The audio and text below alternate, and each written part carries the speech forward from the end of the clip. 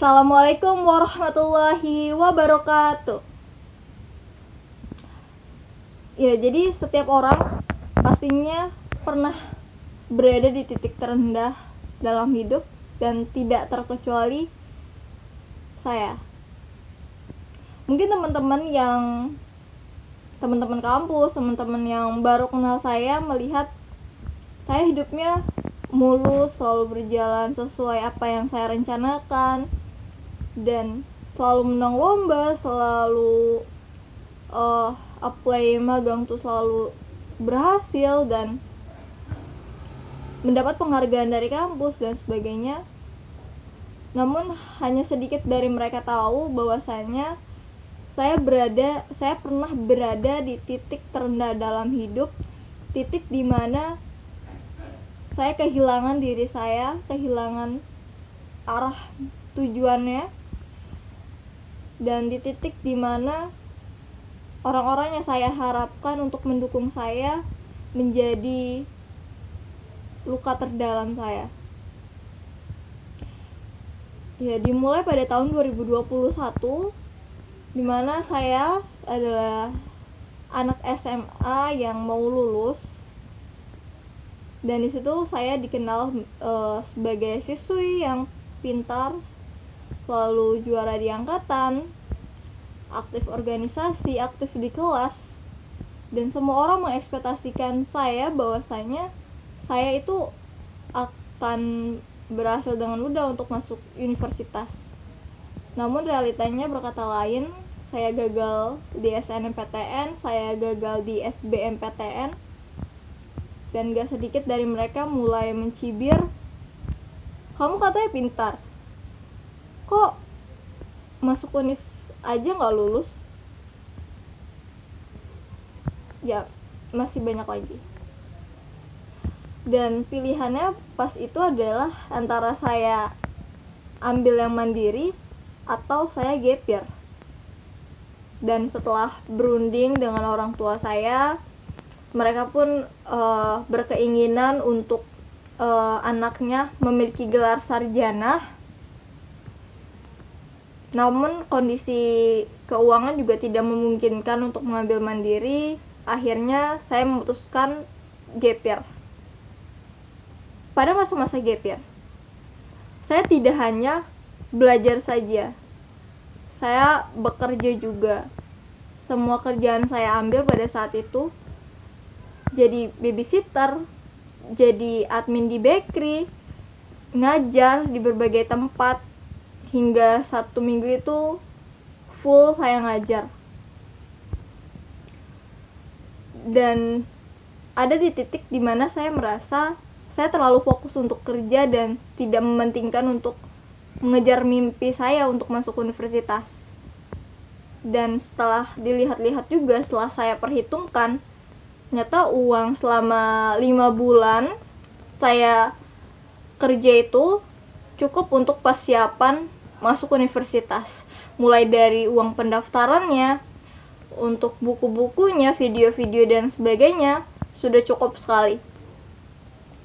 Namun pada saat itu akhirnya saya memutuskan untuk berhenti bekerja, dan ya, saya mulai fokus kembali ke mimpi saya.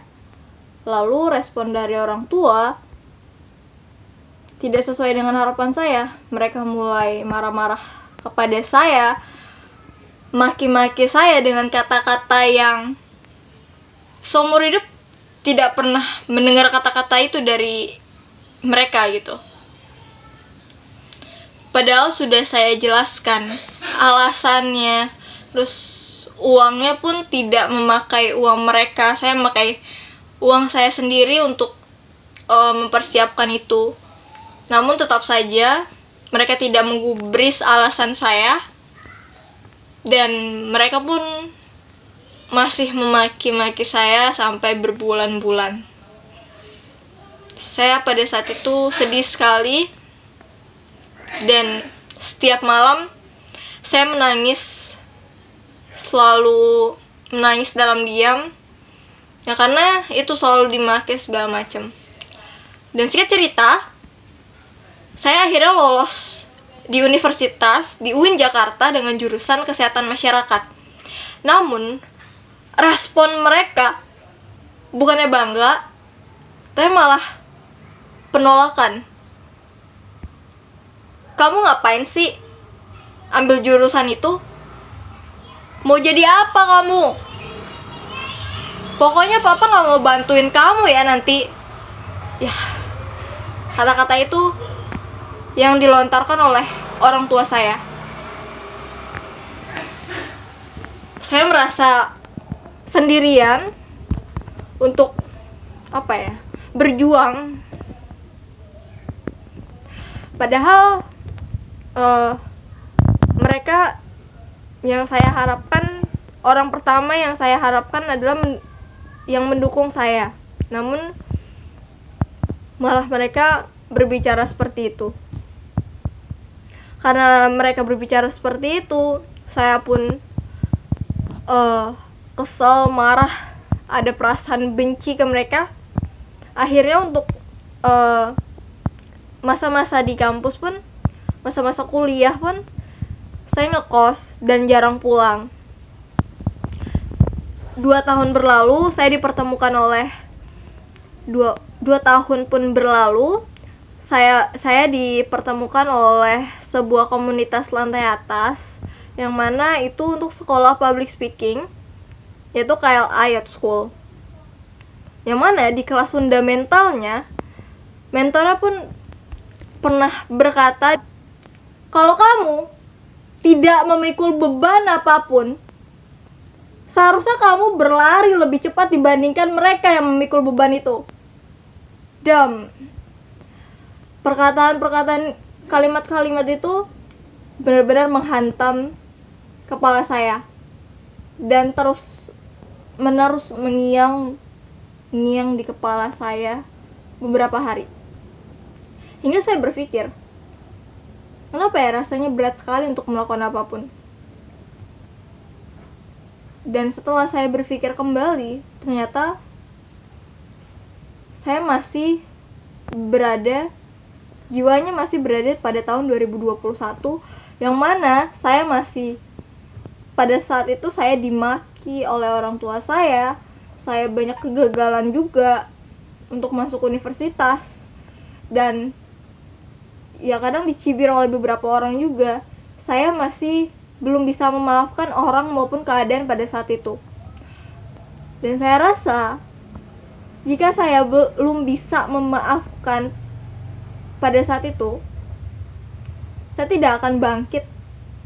Dan akhirnya saya pun mulai membicarakan hal itu dengan orang tua saya, meskipun orang tua saya lupa.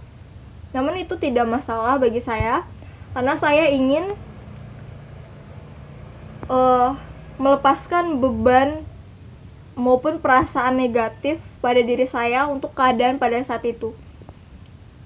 Dan setelah proses memaafkan yang cukup lama, berbulan-bulan, akhirnya dengan kelapangan hati pun saya terbebas dari perasaan-perasaan itu, dan langkah saya pun menjadi lebih ringan, teman-teman.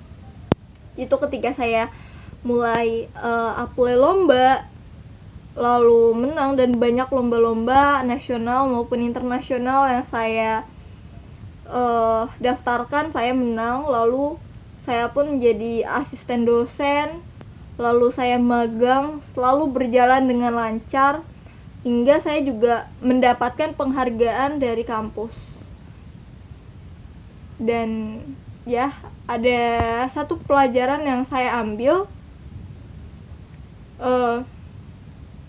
bahwasanya ternyata titik terendah dalam hidup itu bukan untuk menghancurkan diri kita, teman-teman. Titik terendah dalam hidup itu bisa jadi mengajarkan kita bahwasanya harus ada yang kita lepaskan untuk terbang lebih tinggi. Jadi teman-teman, kalau misalnya pada hari ini teman-teman merasa berat sekali untuk melangkah, coba jangan menyalahkan keadaan dulu, jangan menyalahkan dunia dulu. jangan menyalahkan orang-orang yang di sekitar dulu, tapi cek ke diri sendiri apakah masih ada sesuatu yang seharusnya teman-teman lepas tapi masih teman-teman simpan. Karena bisa jadi yang menghambat langkah teman-teman itu bukan karena keadaan, bukan karena orang, tapi karena luka yang teman-teman belum sembuhkan, belum ikhlaskan. Saya Meltina, sekian dari saya. Assalamualaikum warahmatullahi wabarakatuh.